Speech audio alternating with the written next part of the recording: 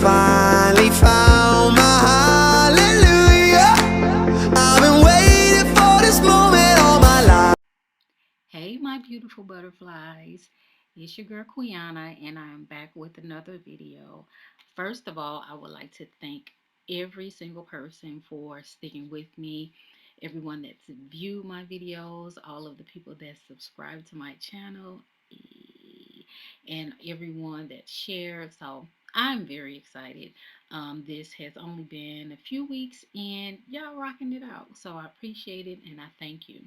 So I was a little not conflicted, but I really did not know which topic I wanted to go with today because I have like really two good topics. So they are our secrets keep us sick, and then also like where is your help. So I think I want to talk about where is your help, because I think a lot of people really need to think about and contemplate on the help that they need and the help that you probably have that you're not really focusing on and paying attention to.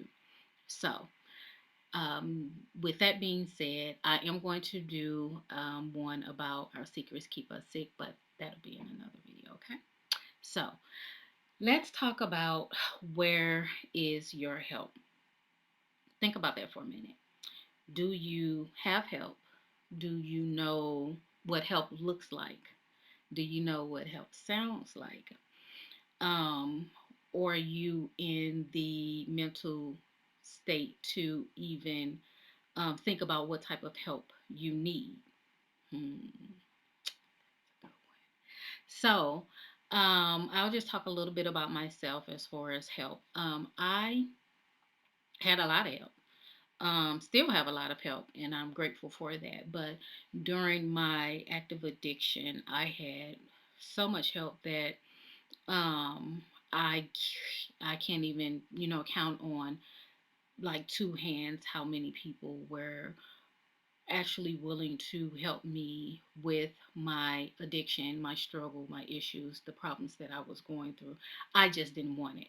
I didn't want the help, and I was enjoying, and I'm not going to lie, in probably any addict that tells you that their addiction was not fun is lying. I was enjoying it.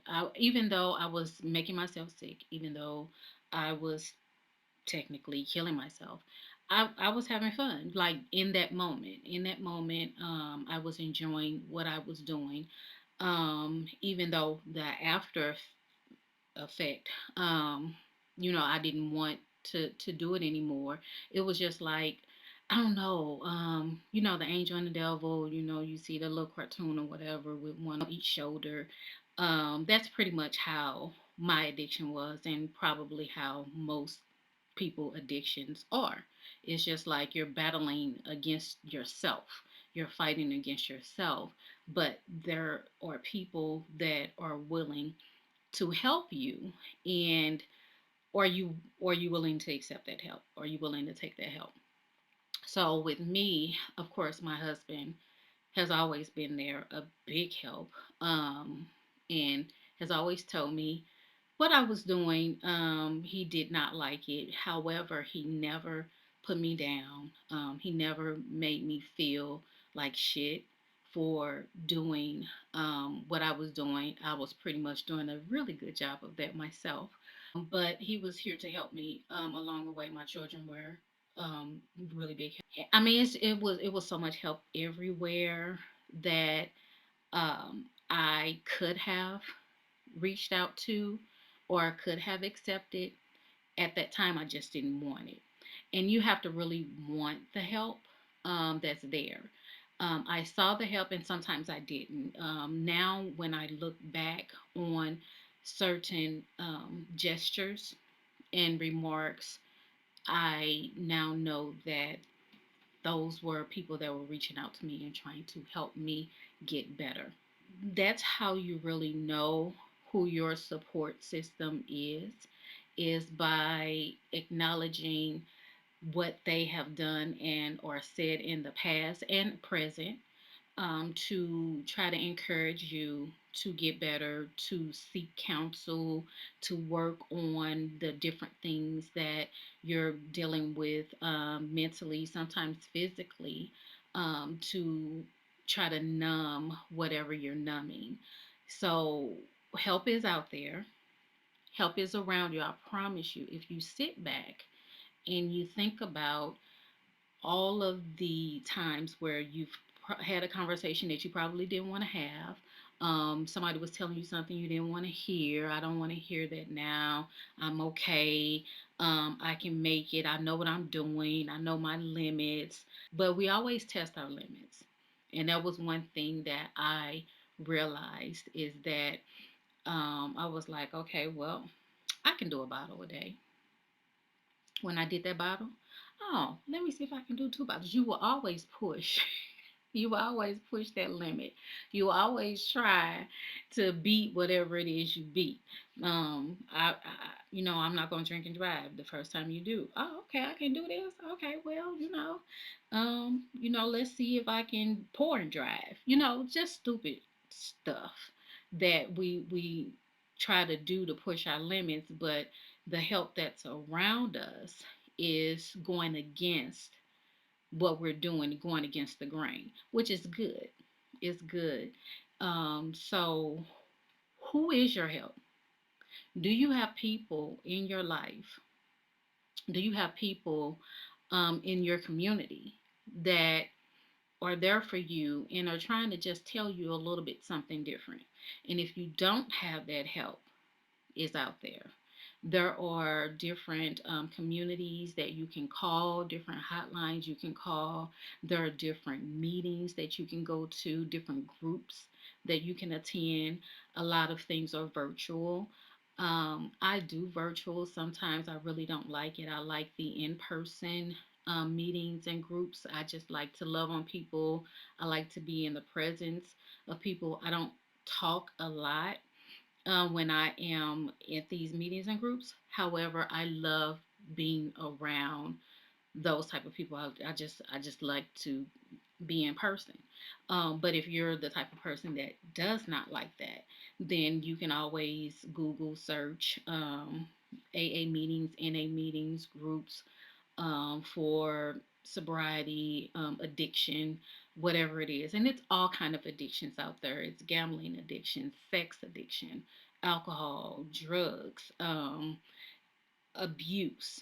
Like there are all types of help out there that you just have to be willing to open up your heart and your mind um, to receive. And it's a little hard at first. It's a little hard. I'm not gonna lie. Especially if you are the type of person that is used to like doing stuff by yourself and not really wanting to seem weak, because that was one of my things. I did not want to seem as though I was weak and I could not handle myself or my situation or anything that I was going through. I've always felt that I was the strong one, the strong person, whether it's the sibling or friend. Um, I've always been there for other people and very, very, very rarely allow for people to be there for me. So that was another thing that I was dealing with. As far as um, where's your help? Because I didn't want to receive it because I don't need your help. I want to help you, but I don't need help. Who gonna help me? And how can you help me? Um, but once I took a step back and I opened my mind and realized that I couldn't help myself. I couldn't do it on my own. Um, and if I could, I probably would have a long time ago. So that right there would tell you need help. If you can't do it yourself, somebody needs to help you do it, and it's okay. So right now, I'm receiving the help. Give it to me. Give it to me. Give it to me. Even if I don't need it right there, I know that when I do, you will be there for me. You'll be able to help me. You'll be able to guide me. You'll be able to hold me or console me or whatever. I mean, help can be so many different things. Help can look like a lot of stuff. Help can be giving me a phone number, giving me a ride, giving me some food, giving me some change, just a listening ear, just sit in silence in your presence. Whatever your help is at that moment, be willing to receive it and be willing to ask for it because people can't read your mind. People, they might try, but then you're going to get pissed off, you're going to get upset, and then you're going to get frustrated because you're not receiving the type of help that you feel that can put you in a better place. But if the person doesn't know the help that you need or the help that you desire, then how can they do it? They can't. So be willing to speak up, be willing to speak out, even if you have to start writing a letter, a note, or whatever, smoke signals, whatever the hell you got to do it and ask for help. It's going to seem strange at first, but you'll get used to it. You'll get used to it. One of the things that we talk about in recovery um, is that heavy ass phone. And a lot of people know what I'm talking about, especially if you've been in recovery or been in some type of program where you actually have to pick up a phone and call somebody and ask for help or assistance or to bail you out of something that you put yourself into. That heavy ass phone. That phone would seem like it's about 5,000 pounds, if not heavier. It is going to feel heavy to pick up the phone and ask for help.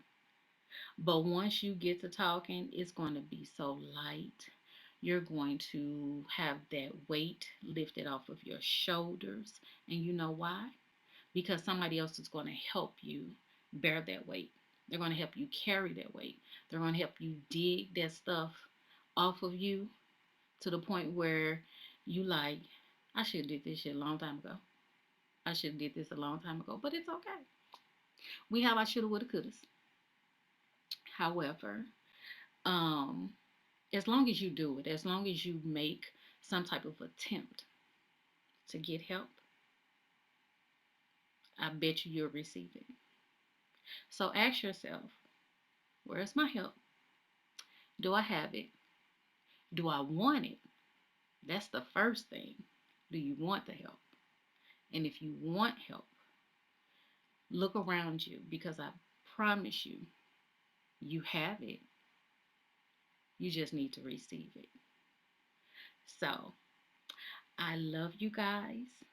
I love you so much. Please look out and search for groups, search for meetings. And if you're not there yet, then reach out to a close friend, family member. You should not be alone in this. This isn't something that you can do by yourself. I didn't do it by myself, and I can't do it by myself. I need help, and I have it. And I hope that you have the same type of help that I have because I would not make it on a daily basis without the help that I have. So I love you guys. I appreciate you. Love on me because you know what? I'm going to love on you. I want you to have it all.